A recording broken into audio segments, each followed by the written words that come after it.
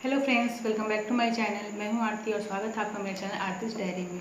तो इसके बाद की लाइन बोलना ही आज सूट नहीं कर रहा है कि आप लोगों की प्रिपरेशन कैसे चल रही है, क्योंकि यहाँ मेरी खुद प्रिपरेशन अच्छी नहीं चल रही है।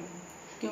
जैसे कि आप लोग देख रहे हैं, अभी आरक्षण बहुत बड़ा मुद्दा बना हुआ है और बिना एग्जाम डेट के पढ़ना, हालांकि हमको बिना एग्जाम डेट के ही पढ़ना चाहिए, बट बिना एग्जाम डेट के पढ़ना और जबकि हमको श्योर हो कि एग्जाम डेट अभी नहीं आने वाला हो या हमारे मन में दुविधा हो, ऐसे में पढ़ना बहुत ही मुश्किल हो जाता है। मेरा खुद अभी शेड्यूल नहीं बन पा रहा था। मैंने आज ही स्टार्ट किया था कि अब से मैं अप्रैल तक का भी बचा हुआ 10-12 दिन, इसमें ये कंप्लीट करना है मुझे मेंस का। और आज जब मैंने यूट्यूब खोला शाम को 1-2 घंटे पढ़ने के बाद यूट्यूब पर देखा, उसमें क्या न्यूज़ है कि मुख्यमंत्री ने डायरेक्ट बयान दे दिया है कि बिना बिल पास हुए हम कोई भी भर्तियाँ नहीं लाएंगे। बिना 76% बिल पास हुए जो भी बिल है, आरक्षण बिल जब तक नहीं आता है हम कोई भर्तियाँ नहीं लाएंगे।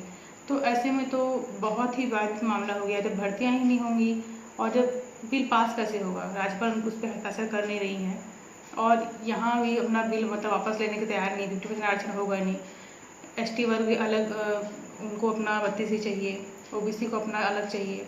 तो ये जो स्थिति बनी हुई है, इसमें क्या होगा आगे कुछ समझ में आता ही नहीं है। मैं तो सोचती हूँ कब तक एग्ज़ाम हो सकता है। फिर भी एक मन में अगर टारगेट लेके चलते हैं ना कि हम इस डेट तक एग्ज़ाम हो जाएगा, मान के चलना होता है पढ़ने के लिए, तो मैं सोचती हूँ कैसे होगा, क्या होगा। तो वही अब ये बोलना कि कैसे चल रही है प्रिपरेशन, कैसे नहीं, वो तो मेरे ऊपर भी सूट होता है ना कि तो मेरी भी प्रिपरेशन ठीक नहीं चल रही। सब देखा जाए तो सीजी में ना ये भर्तियाँ बहुत ही विवादित मामला हो गया है। जिससे मैंने स्टार्टिंग में जब पढ़ाई की थी, जब स्टार्ट किया था मैंने इसका प्रिपरेशन, उस टाइम इतने एग्ज़ाम होते थे कि हम एक एग्ज़ाम को छोड़कर दूसरे एग्ज़ाम देते थे। और जैसे ही मान लो मेरा मेंस क्लियर नहीं हो रहा है या मेरा प्रीलिम्स क्लियर होता था, मेंस क्लियर नहीं हो रहा है, तो उसका दुख मनाने का भी टाइम नहीं होता था, क्योंकि प्रीलिम्स सामने होता था या फिर दूसरे कोई एग्ज़ाम सामने होते थे, उसको पढ़ना है, हमको उसका दुख भी नहीं मना सकते थे। अब ऐसा है कि हम एक एग्ज़ाम को ही लेकर बैठे हुए हैं। ले देखिए, जैसे तैसे पिछले साल मेंस निपटा है हमारा, तो उसका रिजल्ट अभी वेटिंग है। उसके बाद अभी प्रीलिम्स जो टाइम पे हुए, चलो बिना रोस्टर के ही प्रीलिम्स ले लिया गया, उसका रिजल्ट पेंडिंग है। 2020 का जो एसीएफ का हम पढ़ाई स्टार्ट किए थे 2020 में, एक चलो 1 डे एग्ज़ाम है, इसमें तो तुरंत हो जाएगा। उस साल मेरा प्रीलिम्स क्लियर नहीं हुआ था, तो 1 डे एग्ज़ाम जब ये आया ना एसीएफ, तो मुझे लगा चलो कुछ नहीं, अब 1 साल का जो प्रोसेस है उसको नहीं देना पड़ेगा, हम 1 दिन एग्ज़ाम देंगे और हमारा क्लियर हो जाएगा। ठीक है, एक मोटिवेशन आया। अब उसको भी 3 से 4 साल होने को हैं, क्योंकि जून में इसका नोटिफिकेशन आया था, जून 2020 में ये एसीएफ का, और अभी 2023 है, जून आने वाला है, तो मतलब वही 3 साल हो गए हैं पूरे। तो अब क्या बोलेंगे, मतलब कुछ भी स्थिर नहीं है, क्या पढ़ना है क्या नहीं पढ़ना। मैं क्या बोलूँ आप लोगों को, कैसे पढ़ो क्या पढ़ो, क्योंकि जब मैं खुद ही डिमोटिवेट होकर बैठी हूँ। आज के न्यूज़ से तो मैं पूरा, वो तो अच्छा हुआ यूट्यूब पर वो छत्तीसगढ़ी मूवी का लिंक आ गया सामने, मतलब कि हाँ, अब उसको मैं सोची आज मैं इसको देखती हूँ, थोड़ा मूड फ्रेश करती हूँ। आप लोग भी देखिएगा, बहुत अच्छी मूवी है। छत्तीसगढ़ी लैंग्वेज को प्रमोट भी करना चाहिए, अब हमारे राज्य की लैंग्वेज है, तो उसको देखिए, मूड फ्रेश करिए। और क्या ही बोलूँ मैं, ठीक है, अब जो है सो है। अब देखते हैं कि क्या होता है। आचार संहिता अक्टूबर से लगना है, अक्टूबर से पहले क्या होता है देखना होता है कि कुछ वैकेंसी आती है या नहीं आती है, या फिर हो सकता है उसके पहले जितनी वैकेंसियों के नोटिफिकेशन निकल जाते हैं ना, वो एग्ज़ाम होते रहते हैं, तो हो सकता है नोटिफिकेशन से निकल जाएँ सारे एग्ज़ाम्स के।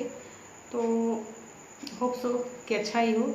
और दूसरा, कोविड के टाइम में भी ऐसा ही लग रहा था कि कुछ नहीं हो सकता, क्योंकि 2 साल जो हमारी ज़िंदगी गायब हो गए ना, लगता है 2 साल हमारी ज़िंदगी में आए ही नहीं, बट उस फेज से भी हम निकले हैं, तो इस फेज से भी हम निकल जाएंगे। तो बी पॉजिटिव और थोड़ा ब्रेक ले लीजिए, क्योंकि अभी मोटिवेशन देना ठीक नहीं है। क्योंकि अभी जब मैं खुद सुन के इतना ज़्यादा वो हो गई कि अब तो लगता है बहुत लंबा खिंचने वाला है मेंस का एग्ज़ाम या फिर कोई भी एग्ज़ाम, तो आप लोग भी तो होंगे ही। लेकिन तो थोड़ा ब्रेक लीजिए, मूवीज़ देखिए, घूमिए फिरिए, या जो काम आप पेंडिंग रखे थे कि हम पढ़ रहे हैं इसलिए नहीं कर रहे हैं, कुछ हॉबी हो सकती है, कुछ आपको करने का मन होगा, कुछ मूवी जाने का, घूमने का, वो करिए। 2-3 दिन रेस्ट लीजिए और लॉन्ग टर्म गोल लेकर पढ़ना स्टार्ट करिए। मतलब ऐसे सोचेंगे ना कि अब कुछ दिन बाद एग्ज़ाम है और पढ़ना है, तो नहीं पढ़ पाएंगे। लॉन्ग टर्म का लेके चलिए कि हाँ, 1 साल बाद, 6 महीने बाद ऐसे एग्ज़ाम है। बोलना आसान लगता है, लेकिन 1 साल 6 महीना बहुत लंबा समय होता है, इतना वेट नहीं हो पाता है। मैं तो समझ सकती हूँ उस चीज़ को, लेकिन फिर भी अब कर ही क्या सकते हैं हम लोग। लेकिन अगर टाइम अगर हम यूटिलाइज़ नहीं किए, कोशिश कीजिए कि 1 घंटे 2 घंटे का ही समय निकले, उसको पढ़िए। जैसे कि मेरी कुछ भी पढ़ाई नहीं हो रही है, तो मैं बहुत हार्डली कोशिश करती हूँ कि कम से कम 1-2 घंटे तो पढ़ाई हो जाए मेरी, कि दिन खाली ना। जब तक हम लोग प्रिपरेशन में रहेंगे ना, हमारे लाइफ में ऐसा रहेगा कि हम जिस दिन नहीं पढ़ेंगे उस दिन हमको कुछ खाली खाली सा लगेगा कि हम आज पढ़े नहीं हैं, कुछ छूट रहा है, लाइफ का कुछ छूट रहा है, या हम अपना 100% नहीं दिए आज के डेट में। तो फुल डे एंजॉय करिए, घूमिए फिरिए, मन को रिलैक्स करिए, लेकिन 1-2 घंटे पढ़ाई के लिए भी निकालिए, क्योंकि भगवान के यहाँ देर है पर अंधेर नहीं है। सबका भी कुछ ना कुछ तोड़ निकलेगा और आगे चल के एग्ज़ाम्स होंगे और जो डिजर्विंग होगा उसको वो चीज़ मिलेंगी, कोई कुछ भी कर ले, ठीक है। तो पढ़ते रहिए, अभी कुछ दिन ब्रेक लेके पढ़ते रहिए, ठीक है। मैंने चैनल पे अपनी RTI कॉपी जो 2018 PSC की थी ना, जो 19 में हुआ था, उसको मैंने शेयर की है, लैंग्वेज की और ऐसे की। बाकी पेपर 3 से लेकर पेपर 7 तक का मैं स्टेप बाय स्टेप करूँगी उसमें ऐड, तो आप लोग चैनल पे बने रहिएगा। और दूसरा, आपको कैसी वीडियो चाहिए, क्या मैं अगला वीडियो किस टॉपिक पे लेके आऊँ, इसके लिए मुझे बताइएगा। क्योंकि अब जैसे कि अभी सिनारियो बना हुआ है ना कि कोई एग्ज़ाम नहीं होने हैं, लोग डिमोटिवेट होकर बैठे हैं, आंदोलित हैं, तो ऐसे में समझ में नहीं आता कि हम खुद मोटिवेट कैसे रहें और दूसरों को कैसे मोटिवेट करें।